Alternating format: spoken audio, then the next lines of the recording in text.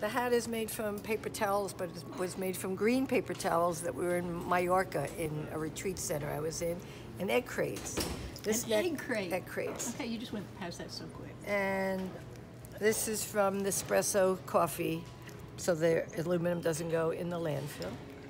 This is an old telephone wire, of which I have a whole bunch that I got at Materials for the Arts, which is a city-sponsored place.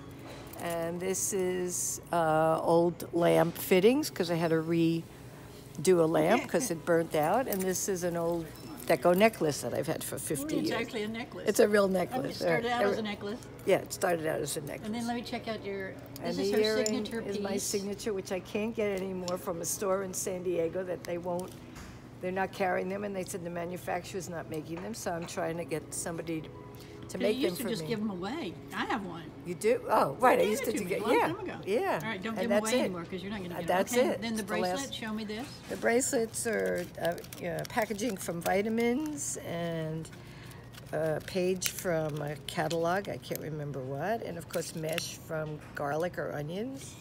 And this is a bracelet from paper towels, just like this is your signature piece too. Yeah, the paper towels, Viva So brand this is my paper very towels. dear friend, Debra Rapport, and her amazing eclectic art collection that she wears and looks so fabulous in. Thanks, Debra. Trying to save the planet.